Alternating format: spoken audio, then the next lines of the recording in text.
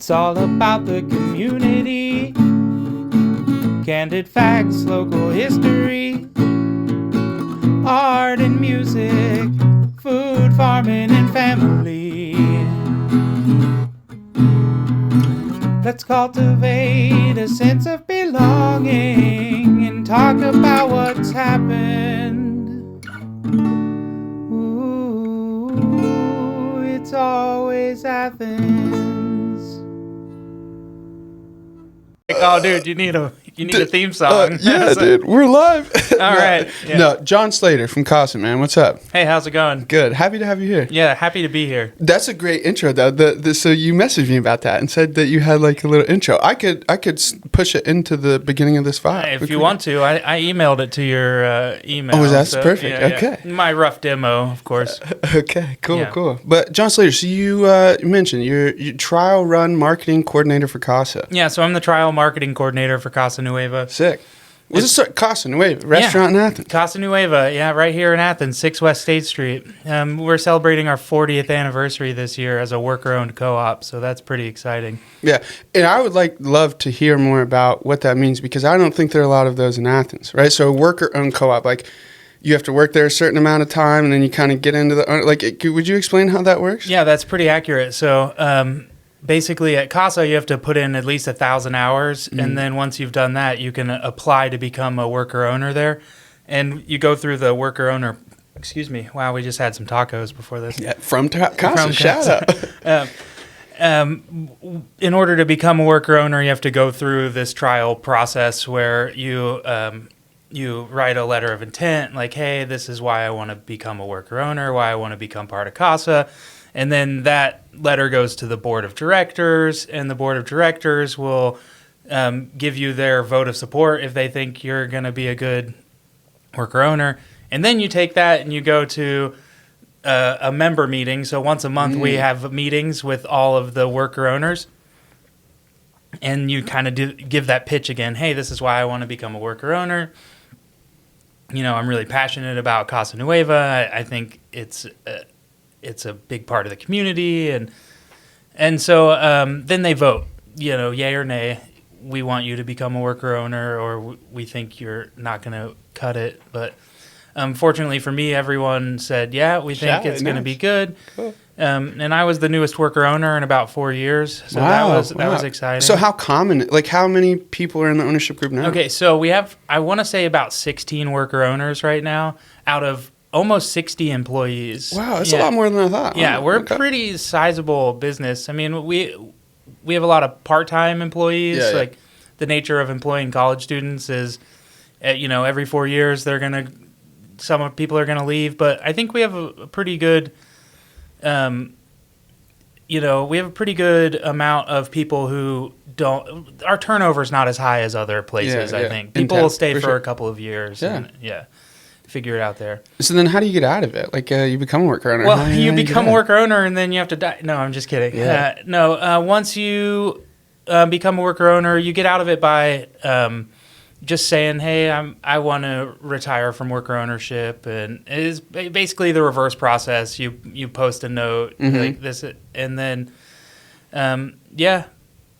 people do leave. We've had a couple of worker owners like step down. Actually, they didn't leave the organization, but they didn't want the responsibilities of being a worker owner. So what is there an hour requirement or what you become a member owner? What does that mean now? Basically, becoming a member just means that you get a vote like in the operations of what we do. So if we're trying to change the hours of operation, or we want to launch a new thing like late night tacos, for example, that was an idea I pitched to the membership, then you get a say in what we do. And that's like the big difference in being a worker owner. There aren't really any strict like requirements.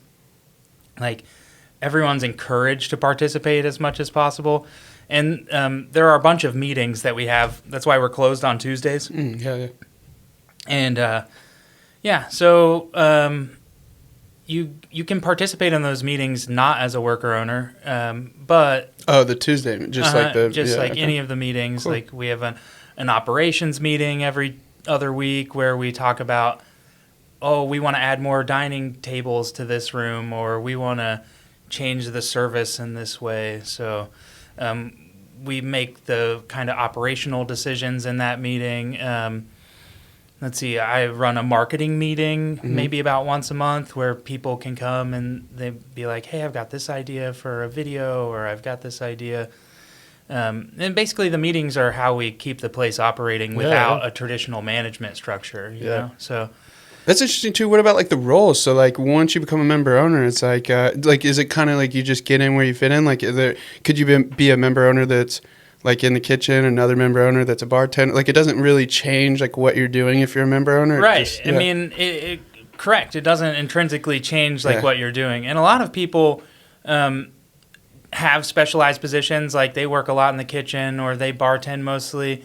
But some people do a little bit of everything, and that's where I thrive. I work in the kitchen one day. I'll host the restaurant the next day. That sounds fun. I bartend the next day. Awesome. Sounds like you did some bartending. Yeah. So you know what that's like, bartending in Athens. For sure. A little bit different at Casa because you don't get tipped, right? That's true. So then how do you make money as a bartender at Casa? Well, everyone starts at a base wage that is pretty far above the minimum wage. Well, and especially for a tipped bartender, you're making like $4 an hour or something. Yeah, right, exactly. So, I think that's how, we make our living, with an hourly wage. Yeah. And I think it works out well. It changes the dynamic a little bit because, like, where you'd normally be beholden to tips, like if someone's, being an asshole or whatever, I can kind of like be like, hey, look, you gotta go. Yeah. Like, or like it doesn't matter. it doesn't matter. It's like yeah. That's one thing people don't like, because that's what people get. The chirp that I get from people is just like, oh, it's expensive, but it's like, wait a minute, like it's all in there. Well, right? that's the thing. Yeah, you're right, and it is a little more expensive than other places. But it's like but you're not just buying from, like, you're supporting what Casa is, right? Like you want, like, people make that complaint all the time, like you shouldn't have to live on tips, or like whatever, like people that like have to tip out a server or whatever, the kitchen, but like they didn't even get, so then you always hear people say that they want that, like you should just charge prices so you could pay your employees. It's just like you got what you asked for. Right, totally. Yeah. And I think it goes both ways. People are like, whoa, I can't leave you a tip, but you did such a good job. It's like, I just like doing what I do, I'm not doing it, I'm not being nice because I'm expecting a tip. It's just like, I just like being here. That is a different like value proposition. That's that is cool. Yeah, and not having tips, I kind of enjoy it. Like, for that stated reason. And then I also like that we donate, if people leave cash behind, it goes to a charity. That's awesome. Like a different local charity each month. And that's cool. think that's I didn't know really that. Cool. Yeah. So, like, we raised like $1,600 for Planned Parenthood last month, which I think is exciting. $1,600 of tips that's crazy. Yeah. And a lot of that is because people know the charity of the month and they want to hey, we want to give to this. Which is through cool. Casa. That's cool. Yeah. But being a worker owner holds a little more responsibility because if like the restaurant doesn't if we go into the negative, sometimes that'll come out of our like checks. You know what I mean? Scary. So the real bonus of being a worker owner is like if we make a profit that year, we split the proceeds amongst the like worker owners. Gotcha. Yeah. What do you think? Then the board is elected, like members, you get voted in, and then are all of the board members also like members of Casa as well? Yeah, correct. Once a year, we elect a board of directors. Nice. There are like 4 executive spots and 3 non-executive spots. And I'm actually a sitting member of the board of directors. Cool. Just in a non-executive position. But from the very jump, I wanted to be as engaged as possible in Casa, just because it's such a unique way to run a business. Yeah. That I enjoy it a lot. Did you know about like the worker ownership? Like, when did you go to Casa because of that, or were you just like, you liked Casa, you got there, and then you found out about it? No, I knew about it from the beginning. Well, when I went to school here, I graduated in 2009, nice. And Casa was one of the places that I hung out. Like, I'm a musician. That's one of the places we played often, and so that like I've always known Casa as a worker-owned cooperative. Cool. But when I moved back to Ohio, I had to apply like 2 or 3 times to get hired. It's just the way things work there is so unique. Yeah, it's just not like they overlooked me. It's just like, it doesn't run as efficiently as a normal business Yeah. in some ways, because there is this, because democracy is not a quick way to run a business. Yeah. It takes longer to make these decisions. Does it take longer because of the time that it takes to communicate everybody that is allowed? Like, right? It's like you're just considering more opinions. Right? Yeah, I think you're right. Yeah. And then just like the process of voting through like different procedures. Like, okay, I pitched late night tacos to Casa Nueva because I'm like, hey, we've got a door. It's 10 feet from Court Street. Like, why aren't we selling food until 2 a.m.? It would be real easy to do this kind of new thing where we like cook the food, have it held hot, and then just kind of slap it together for tacos, like smaller made to order. made to order tacos. And so I had to create a proposal. I had to hang that proposal for a week. Then I had to take that proposal to the board of directors. I had to get the board of directors approval. Then I had to take that proposal next week to the member meeting and get the full thumbs up from the members. And the way our democracy works is like it's called consensus voting. So if one person dissents, then the process ends there. Wow. We have to have a full consensus. Mm-hmm. Like everyone has to say, yeah, I'm for that, or I'm going to stand aside because I don't want to dissent, but I don't want the process to stop. So okay. It's kind of unique. Yeah, And a labor of love. definitely. But what I do like about the Casa Nueva is I don't have a manager above me that I can resent for being above me because I don't think they belong to be above. Yeah. And I'll take that and the challenges of being self-managed over a traditional management structure. Yeah, no, I hear that because it's like the challenges are different. You don't have anybody like telling you what to do, when to do it, but sometimes like that dynamic of like somebody just telling you what to do because they want to tell you what to do, like for sure, I could miss more of that. Yeah, exactly. Yeah. Well, and then in another way, you almost have like 7 people telling you what to do. You know what I mean? And they all think it should be done this way, like, a different way. And that's where it can be a bit of a struggle. But for those people who come and they show up and they work hard, like if you're a hard worker, you're going to fit in there. Like people recognize that you're there and you're doing good work and you're working hard, and they appreciate you for that. Yeah. So that's what I really enjoy. I feel appreciated there for the most part. Yeah, it's beautiful. Yeah. Casa does a lot of cool shit, like 80s night. I always see that. DJ Bardicus. Yeah, 80s nights tonight actually. That'll be good. That'll be fun. And then rock concerts. We've got a brass band there tomorrow night. Nice. And we do art openings now once a month because we feature a local artist, and that changes.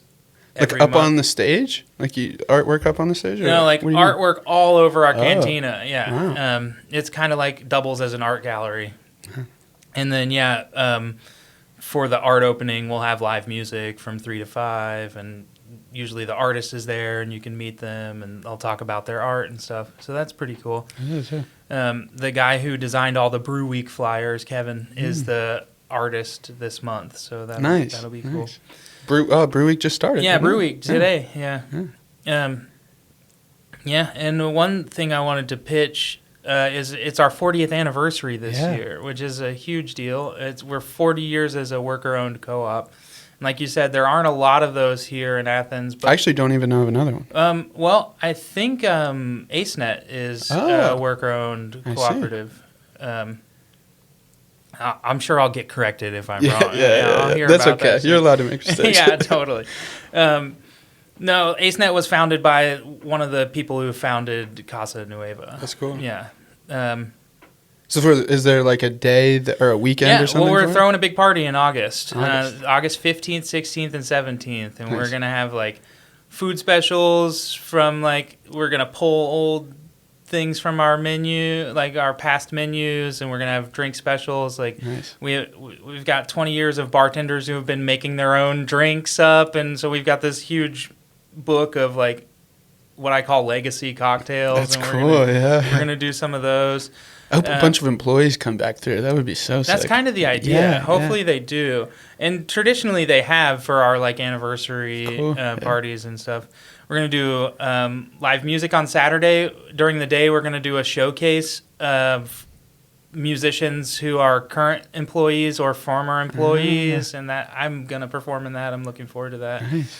And then that night, we're having a rock concert with one of my favorite Athens local bands called Hell Nah, and then a band called 1333. They're made up of a few people who work at Casa, and that'll be a good time. Okay. And then Sunday, we're bringing back the Bloody Mary bar, which is something they used to do like once a month, probably back when I was in college, where you just get to like customize your garnishes and your types of Bloody Mary, you know, your alcohol and stuff. It'll be exciting. That sounds like a great time, man. Yeah, one more thing and I'm personally excited about this.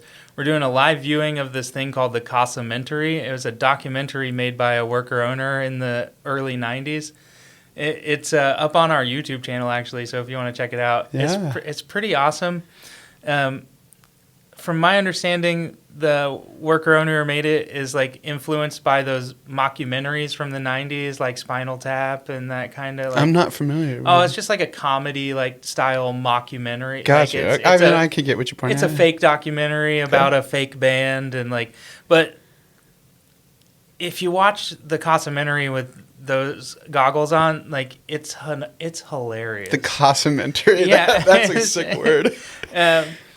Yeah, I don't know. There's just some really funny, like there's a guy who's kind of dissing the Casa like in the documentary, and I feel like he's like the heel of the movie, you know? He's like the bad guy, and it's hilarious. I don't know. Like, what do you think of the shift meals? And he's like, oh, it's cruel. No one should eat that much cheese. It's like, yeah, I don't know. What is the YouTube page called? Casa Nueva? Yeah, I think it's Casa Nueva Athens. Cool. Yeah, on YouTube. Nice. I probably got that wrong, but now I'll post the link in the description. Thank you. I appreciate that. Cool. Yeah. I didn't do my homework as well as I thought I did. No, the taco that you brought was actually a makeup for all of that. Oh, good. That was great. I'm glad. Well, that was kind of my idea. We just launched a new seasonal menu. So every month and a half, we change our seasonal menu, and it's kind of our biggest collection of locally sourced ingredients. Because that's another thing you're paying for when you think, why is this so expensive? It's like, well, you know, the chicken came from Albany. Like, you know, this stuff is locally sourced. Our chips are Shagbark Seed and Mill. And that's like a local company, you know. People are like, why do we have to pay for chips and salsa? It's like, well, your chips aren't Tostitos, and you know. Not only that, again, you're paying because Casa is paying people in your community that, you know what I mean? So it's like, again, your money is going right back into the community, right? The money that you're giving Casa, it's going right back to the farmers, going right back to families, going to the charitable organizations, different every month, like that. I mean, it's just great. Yeah. Again, you should understand why you're supporting a business, like. You know, but I don't even think people think about it that. I mean, I don't. I'm guilty of it. No, that's well said too. Yeah. You're right, and it's your money's going back to the community. It's paying for like sustainable, like people to have a job that some people have been there for 40 years. Yeah. Like that to me is why I wanted to be a part of it. I'm like, if someone's worked here for 30 years, then it must be, you know, there must be a reason for that. Yeah. And for the most part, that pans out. It is worth putting your time and effort there. Yeah. Because you can kind of just have a wild hair and come up with an idea, and chances are you're going to be able to run with that idea. And then if it's successful, you know, people are going to be grateful for that, and that's gratifying. Yeah. Yeah.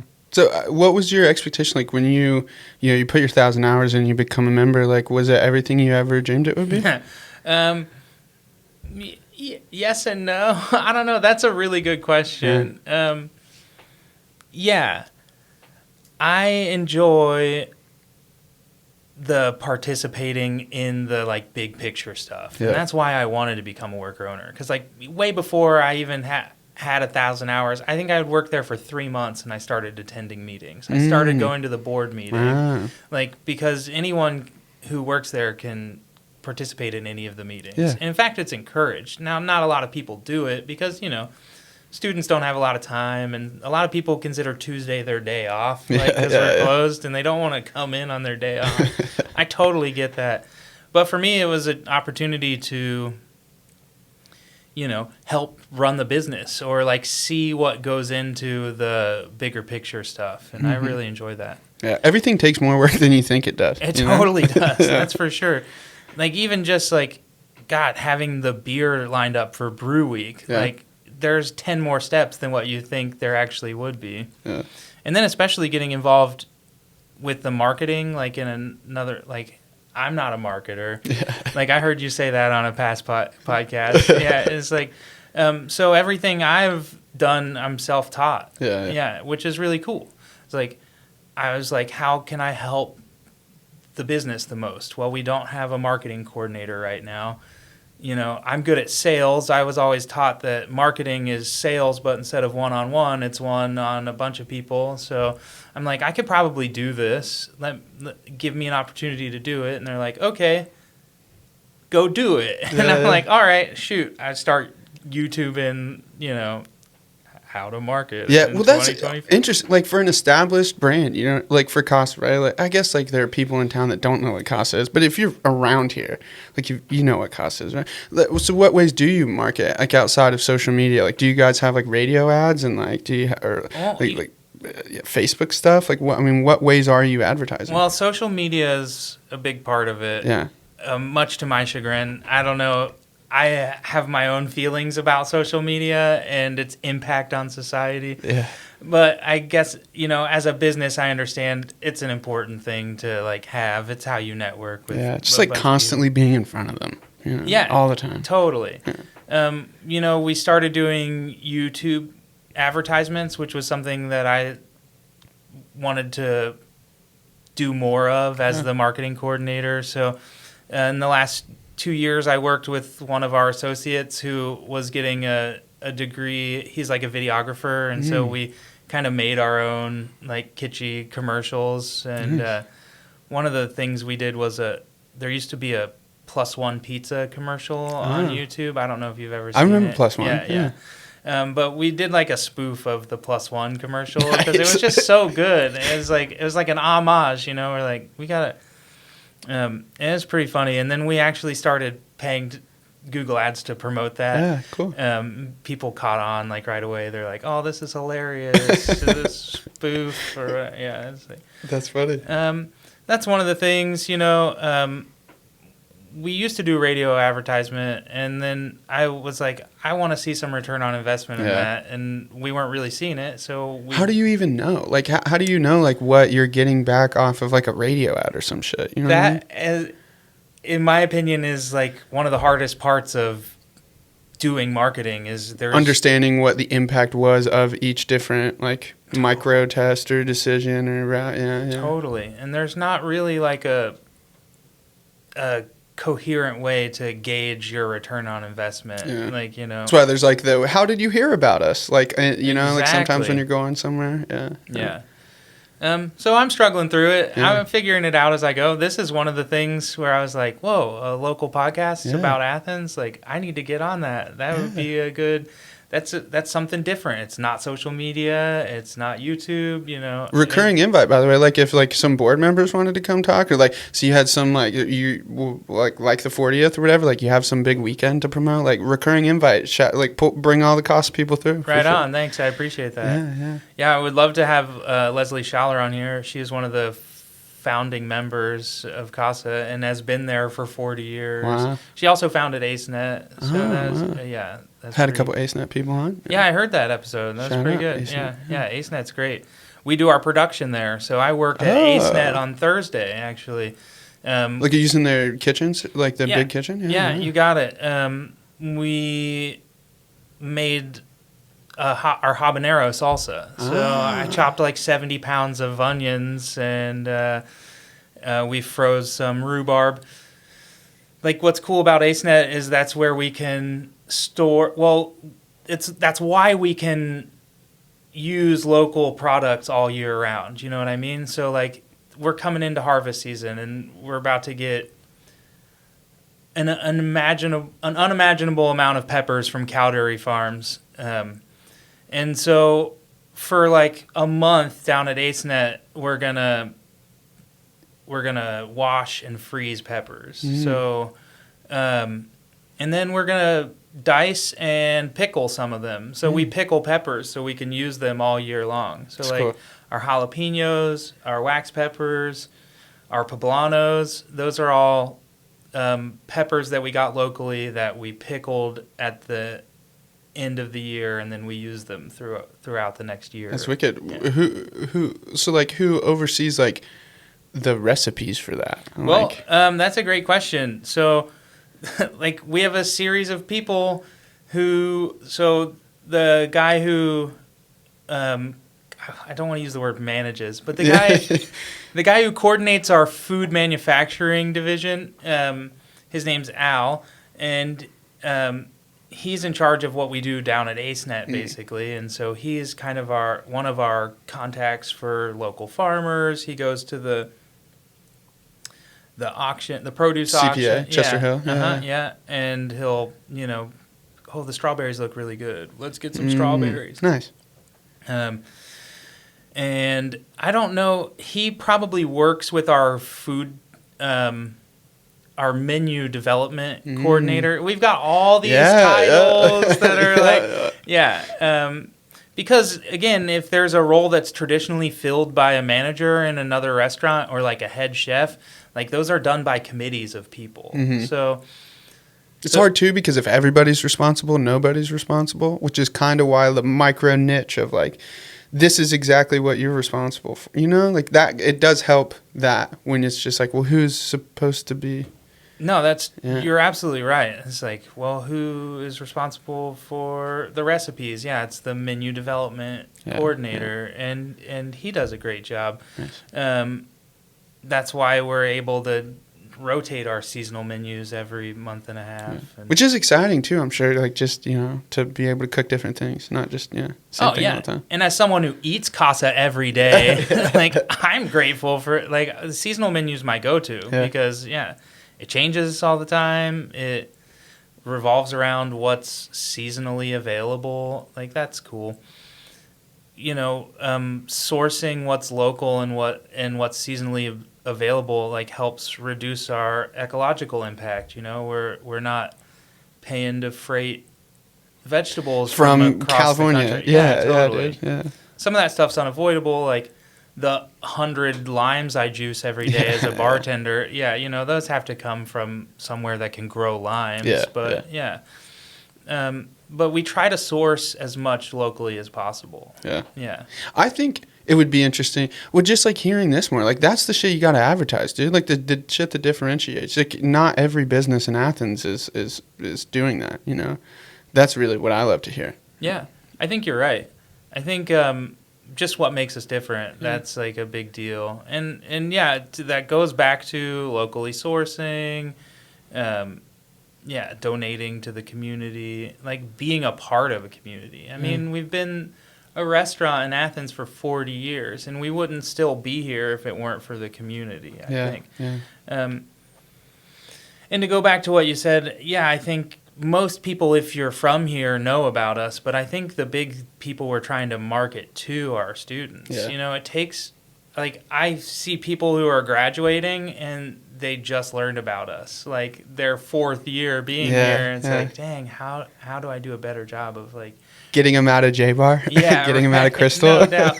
Well, and to be fair, like not everyone who goes to J-Bar and Crystal do I necessarily want coming into Casa. No shade. By the way, love J-Bar, I love Cornwell. Shout out to you guys. Absolutely. But you have a stereotype of people, which is great. That, get in where you fit in. Right. But in my opinion, there are probably 10% of students who would like drinking at our bar. They just don't know that our bar exists, I mean, and we don't have TVs, and we don't have, How dare you have to engage with the people that you're with. I know, right? Well, what we do have is like a dance floor Yeah. and like, some people with eclectic music tastes and like, some generally, yeah, you'll have a good conversation probably if you come, drink with us. We're working on, our game selection. We're working on some things. One of my marketing pushes for the fall is we're going to try to revitalize our late night like bar scene, I think. I think tacos would be kind of a hit, I feel like. Yeah. I agree, yeah. And that's in my mind, it's like, yeah, we don't have these things, but what do we have that other places don't have? And yeah, it's going to be tacos. It's going to be, we got chips and salsa. You can come get that late night if you want. But one of the things I'm going to try to do is get our bar into the zeitgeist of Athens bars, because a lot of people don't think of us as a bar. They think of us as a closed restaurant after 9 o'clock. You know what I mean? Yeah, and that's something I'm going to work hard to change. Like, so if you have any ideas, let me know. Keep getting in front of them. I don't know. I don't know shit about shit, man. Yeah, I know. But Brew Week, that's exciting. So, like, do you have any cool brews? Like, do you know what special brews you guys brought in? Yeah, man, I should have brought the list. I just wrote it out. I was there this morning, nice. And I went in to eat breakfast because my shift doesn't start till 8 o'clock at night, and we get a shift meal every day. And as soon as I walked in, someone's like, "Hey, like, we don't have a tap handle for this one. Like, what's the deal? Like, what beers are these? What's the deal?" I'm like, all right, okay, let me prioritize, eat some eggs, and then I'll figure this out. We've got, Devil's Kettle and Little Fish. Like, so a lot of bars will pick, like, 2 breweries and highlight those I see. Like, and we'll have a bunch of beers from those particular breweries. Yeah. We do it a little different, and we'll do like a different brewery for each tap. And we only have 8 taps, but one thing that we have year-round is Constellation Kombucha. So we dedicate one of those taps to kombucha, which is not alcoholic. Cool. I didn't know but that. Yeah, it's great. It's brewed in Nelsonville. Like, the guy's local. Yeah, it's really good. And he does a really good product. We have a super berry kombucha. It's like a blend of a bunch of different berries. I'm going to have to come hit that in a Dora cup this Brew Week. Nice. Well, yeah, and you don't even need a Dora cup. It's non-alcoholic. Yeah. But if you want to look, if you want to look the part, you can always get the Dora cup. And then, we've got Devil's Kettle and Little Fish. We're doing a Mexican lager from Devil's Kettle and a German Pilsner from Little Fish. And then we've got some unique breweries. One's Black Diamond, and they're out of Nelsonville. They're a new brewery out of Nelsonville. Cool. Right now we have a brown ale on from them. And there's a brewery called Hoster. I think it's a newish brewery out of Columbus. They reached out to us. Nice. And they're like, okay, cool, yeah, we'll put your Hefeweizen on. Oh, cool, yeah. And there's a couple more that I can't think of. One that I'm excited for that we're going to tap later in the week is an Urban Artifact beer. I don't know if you're familiar with Urban Artifact. No. They're out of Cincinnati, but they brew exclusively tarts and sour beers. I like sours. I like sours, I'm too. not like a hops IPA guy. Like, I'm not a big beer guy or alcohol really in general, but no, I could do a sour. I just did a sour at Little Fish earlier in the week. Yeah. It's a watermelon vanilla sour ale. Nice. And they brew exclusively with fruit, and they do a really good job. That's cool. So I'm excited for that one. Yeah, all exciting. Wow. Yeah. Brew Week's going to be fun, man. Wednesday at 5 o'clock, we're doing the Brewers Forum. So if you're interested in brewing and you want to talk to or hear the brewers talk about how their process and their product, that's something that they started at Casa years before I started there. And so this Wednesday? Yeah, this Wednesday at 5 p.m., we're doing the Brewers Forum. Let's just pull up to Casa, like just in the... Yeah, just come on in. It'll be on our stage. Cool. Yeah. And I think we've got like 6 brewers signed up to come talk about, their stuff. Beer, yeah. It's for the beer nerds, for sure. Yeah. But that'll be fun. I'll be emceeing that, so nice. I'm looking forward to that. That'll be my second year doing that. Yeah. It's interesting, man. A lot of opportunity for fun. Yeah, for sure. Well, it's ironic. I have a degree in recreational management, and I feel like in a weird way I'm using that degree, like working at Casa. Yeah, that checks like, out. That makes sense to me. A lot of times when I'm bartending late night, I just feel like you're facilitating a party. I miss bartending for that reason. Yeah. I do. Yeah. Yeah, it's a good time. And serving, just kind of like the people too, like there's like 5-minute conversations with some dude that just like pulls up, and just has like a beer and just says like some real profound shit, and you think about it for the next like 7 days, like I just like the small moments with people for sure. Yeah, totally. It kind of goes both ways too. At some point, as a bartender, you're kind of trapped in this little space and at the whim of anyone who wants to talk to you, or dude having a conversation with his buddy like airing way too much. It's like only 5 people know this about me. I'm like, well, 6, and I was asked to be that. That's funny. Yeah, it's good. And that sometimes you have customers who aren't happy. Sometimes they think they're getting a smothered Mexican burrito or something. And we're not. It's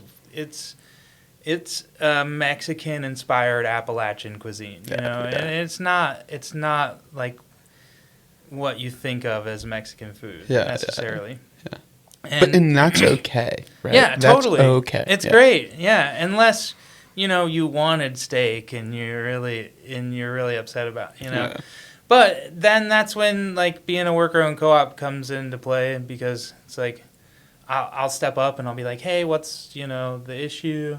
Like, how can I help make this right? Like, oh, you didn't like the food, you didn't eat any of it, you're not going to pay for it. Like, that's okay. Like, I'll eat that, and it'll be all right. You know what I mean? Yeah. That's like that's how the dynamic changes sometimes, like not working for tips, like not, being a worker-owned cooperative. It's like, well, I can make this call that I normally wouldn't be able to make if I were beholden to that, Yeah. Yeah, it's fun. I wrote down a bunch of things. What else is that? Yeah. No, I don't know. I just wanted to shout out your podcast in general, because I really enjoyed it. Like when I was kind of studying up for this, I went back and listened to a lot of your past episodes, and I think you do a really good job, like engaging and giving a voice to the people of the community. I think that's really important. Mm. Yeah. We got put on blast on the App Girls. Dude, that was so funny. That like Josh Crozier texted me. You'll never guess who just put in their first order, and I was like, it's fucking Casa. Yeah, no, I heard that episode, and I sent that email immediately. I was like, hey, they just lit us up on this podcast. Like we need to bring that in. No, great dudes, and they're just like blasting everywhere, and I'm really excited. Like on the last pod with them, like they were talking about how Josh kind of stepped away from AceNet and went full time into App Girls Cannabis, and like I'm starting to see like they have the tasting going on. I'll try to get this up as soon as possible. There's a tasting tonight at App Girls Cannabis. I think 10 p.m. Don't quote me on it. Yeah, no, I think you're right. Yeah. For 80s Dance Night, they're gonna do a tasting at Casa, so that'll be awesome. Yeah. Shout out, and they have a non-carbon. I'm a fan of non-carbonated one. It's the half and half, 25 milligram. It's a tea and lemonade. They have a 10 milligram strawberry lemonade and a 5 milligram.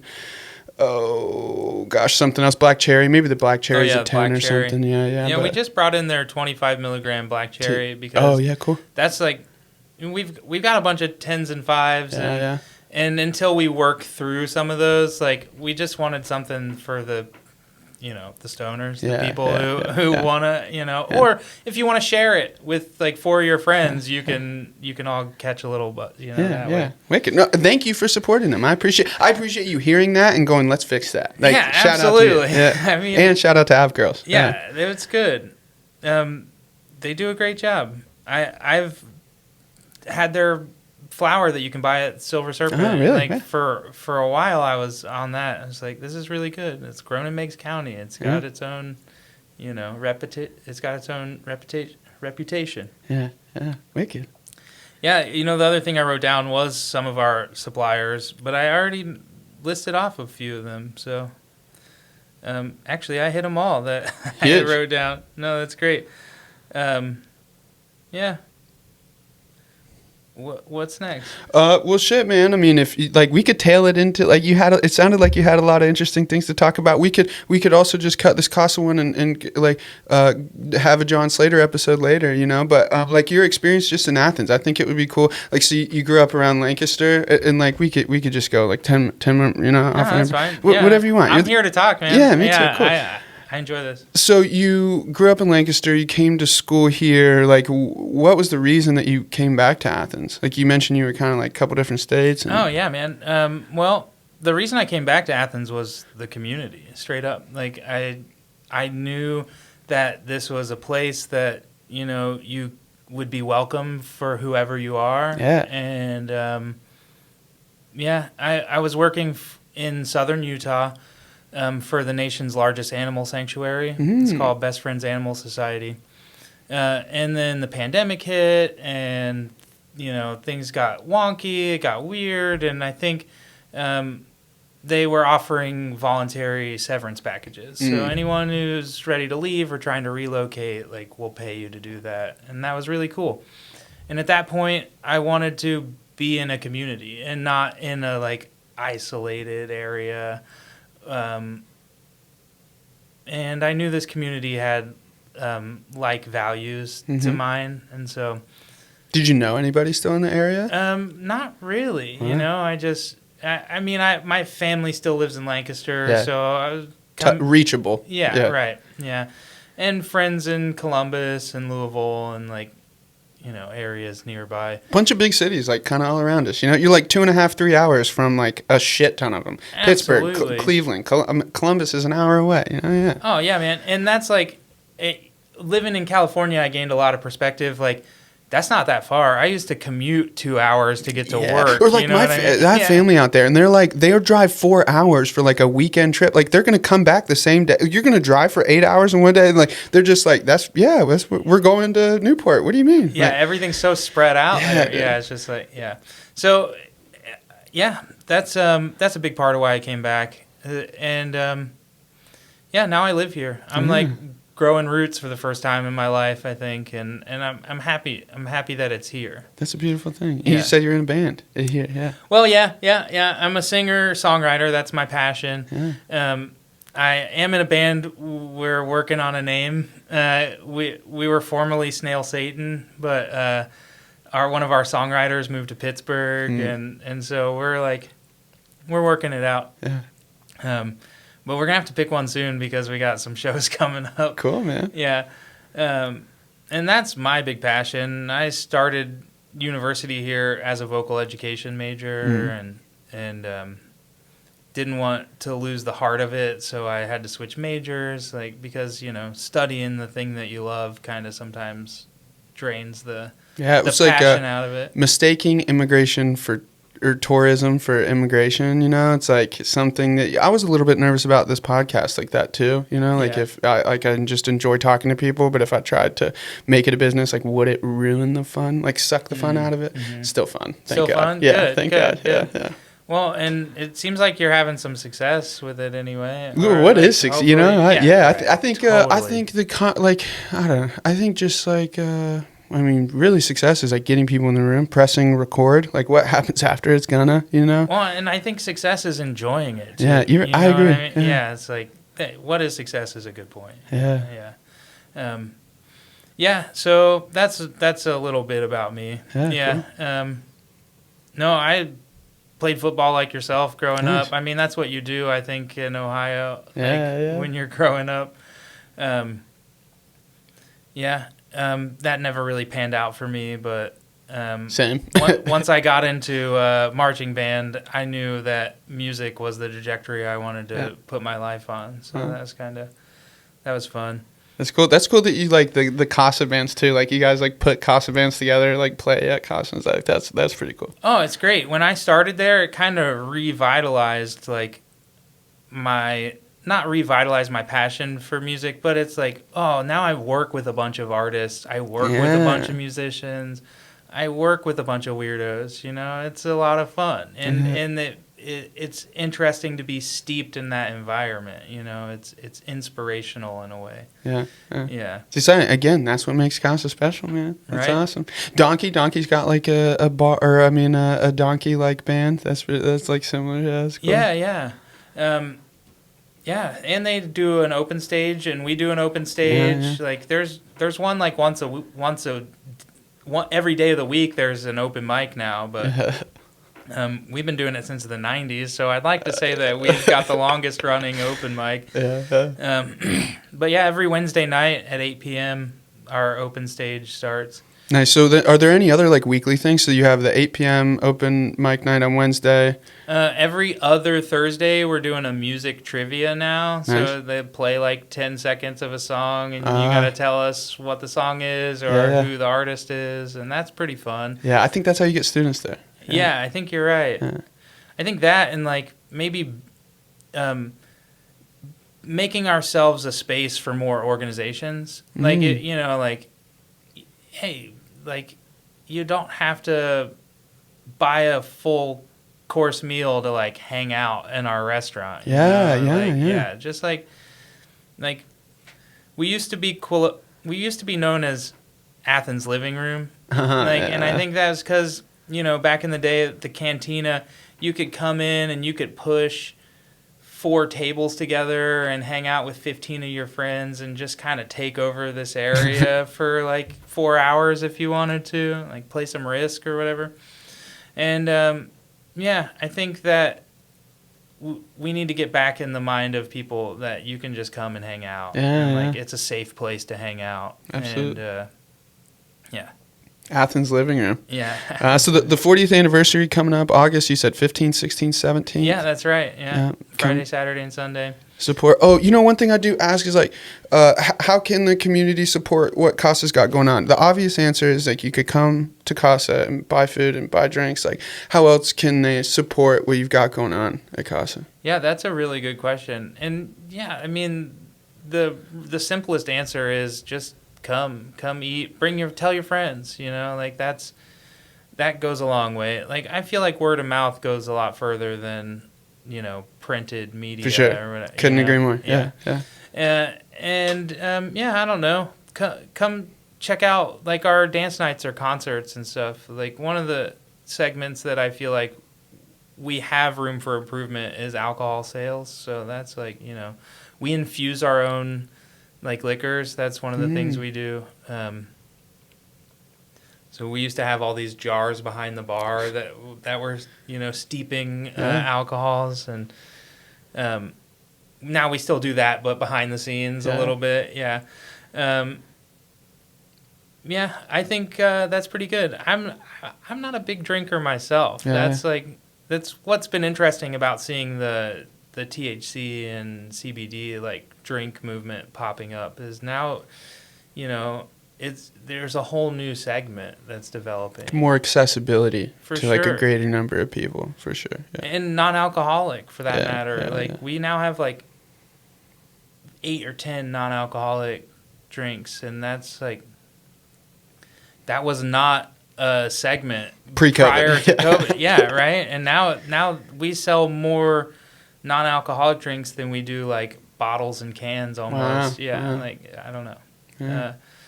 That's cool. So we're working on like some late night drink specials, and we're working on a like drink special night. That'll be fun. We're gonna revamp our like game selection, like get some Cards Against Humanity and some other types of hang out with your friends type deal. Yeah. Yeah. Man, I really appreciate your time. I appreciate you coming through, showing love to Casa, like talking about all the great things they've got going on. This is fantastic. I appreciate you having me. Yeah. Again, reminder, like anybody that, like you kind of mentioned Lisa, like maybe try to get in touch with Lisa, but like, recurring invite. Like if there's something that you think would be interesting to come talk about. Love to have you back. Oh yeah, thanks. I just again really enjoyed your podcast. Awesome. Yeah, like I reached out to the 740 Rescue Kitchen. I was like, I want to get involved. I have their hat on right I know. now. Yeah. I was like, shout out to you, Ginger. yeah, which is awesome. What a great thing going on, and like keep repping the community. I appreciate it. Thanks so much. Yeah. Awesome. Jon Slater from Casa. Right on. Appreciate you, man. Thanks.